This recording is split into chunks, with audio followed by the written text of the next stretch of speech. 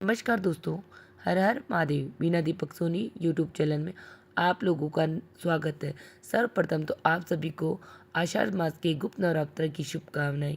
आज मैं आप लोगों को इस वीडियो में आषाढ़ मास के गुप्त नवरात्र पे हम 9 दिन माता रानी के लिए क्या क्या भोग बनाएं, जिससे हमें माता रानी का आशीर्वाद प्राप्त हो सके। सबको बनता है कि साल में 4 नवरात्रे आते हैं, लेकिन गुप्त नवरात्रे 2 बार आते हैं। आषाढ़ मास के गुप्त नवरात्र अत्यधिक लाभदायक है। अगर आप गुप्त नवरात्र में सिद्धि प्राप्त करने के लिए नवरात्रे कर रहे हैं, तो इन 9 दिनों आप माता रानी को माँ का प्रिय भोग खिलाते हैं, तो उससे आपको जल्दी ही शुभ फल की प्राप्ति होती है। तो मैं आप लोगों को माता रानी के 9 दिन किस किस प्रकार का भोग माता रानी को करना चाहिए उसके बारे में बताऊंगी। तो सर्वप्रथम तो मैं आपको बताती हूँ कि गुप्त नवरात्रि कब से प्रारंभ होने वाले हैं। आषाढ़ मास की गुप्त नवरात्रि इस बार 15 जुलाई से प्रारंभ होकर 23 जुलाई तक रहेगी। इन दिनों में हर दिन देवी के विभिन्न रूपों की पूजा की जाती है। गुप्त नवरात्र में देवी को विभिन्न प्रकार के भोग लगाए जाते हैं। उन्हीं भोगों में से मैं आप लोगों को बताती हूँ गुप्त नवरात्र में माता रानी को कौन सी 9 चीज़ों का भोग लगाना चाहिए।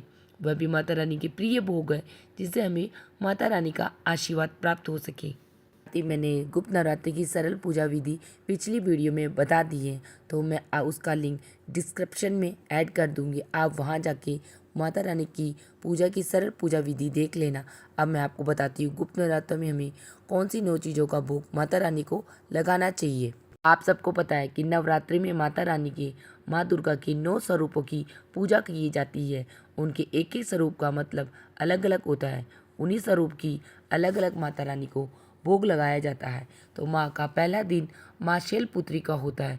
उस दिन अगर हम माँ दुर्गा को खीर का भोग लगाते हैं, तो हमें माता रानी का आशीर्वाद प्राप्त हो सकता है।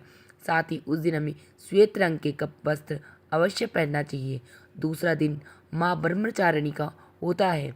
उस दिन अगर हम लाल वस्त्र धारण करके माँ को शक्कर का भोग लगाते हैं, तो माँ अत्यधिक खुश प्रसन्न हो जाती है और उससे हमें माता रानी का आशीर्वाद प्राप्त। रात्रि का तीसरा दिन माँ चंद्रघटा का होता है।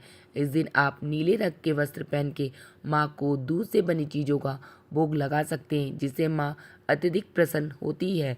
नवरात्रि का चौथा दिन माँ कुष्टांका होता है। उस दिन आपको पीले वस्त्र धारण करके माँ को मालपुए का भोग अवश्य लगाना चाहिए। पांचवा दिन माँ चंद्रकांता का होता है। तो माँ चंद्रकांता को हरा कलर अत्यधिक प्रिय है, तो आप उस दिन हरे कलर के वस्त्र पहनकर माँ को केले की बर्फी या केले का फल अवश्य भोग में लगाएं। रात्रि का छठा दिन माँ कात्यायनी का होता है। उस दिन माँ को आप शहद से बनी हुई खीर अवश्य खिलाएं या माँ को शहद का भोग अवश्य लगाएं। उस दिन आप वस्त्र में भूरे रंग का वस्त्र अवश्य धारण करें। नवरात्रि का सातवां दिन यह माँ कालरात्रि का होता है। उस दिन आपको माँ को गुड़ से बने हुए हलवा या गुड़ का भोग अवश्य लगाना चाहिए।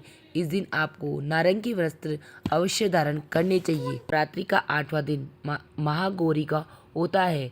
इस दिन हमें नारियल की भोग माता रानी को अवश्य निकालना चाहिए और पिकॉक ग्रीन कलर के का वस्त्र धारण करने चाहिए, जिससे हमें माँ गौरी का आशीर्वाद प्राप्त हो सके। नवरात्रि का 9वां दिन माता सिद्धिदात्री का होता है। उस दिन हमें माता रानी को हलवा पूरी चना पूरी रसोई बनाकर माँ को भोग स्वरूप लगाना चाहिए और उस भोग का दान भी करना चाहिए। 9 कन्या को भी भोग कराना चाहिए और हमें उस दिन गुलाबी रंग के वस्त्र अवश्य धारण करना चाहिए।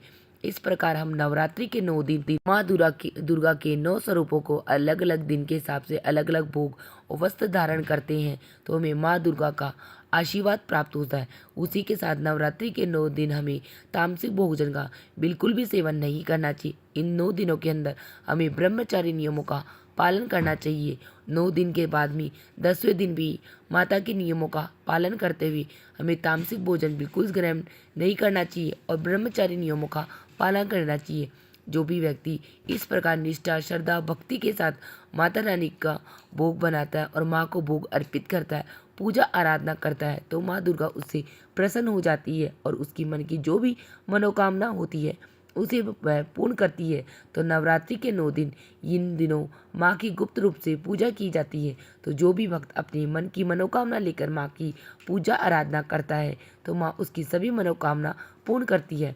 इसी के साथ मेरी नवरात्रि में 9 दिन माता को किस किस प्रकार किन किन भोग का भोग लगाए उसकी जानकारियाँ समाप्त होती है।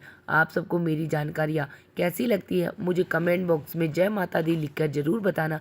और आपको मेरा वीडियो थोड़ा भी ज्ञानवर्धक लगा है तो वीडियो को लाइक कर लेना और चैनल को सब्सक्राइब कर लेना, जिससे आने वाली वीडियो का नोटिफिकेशन आप लोगों को प्राप्त हो सके। वीडियो देखने के लिए आप सभी का धन्यवाद। मिलते हैं नेक्स्ट वीडियो में। राधे राधे, जय माता दी।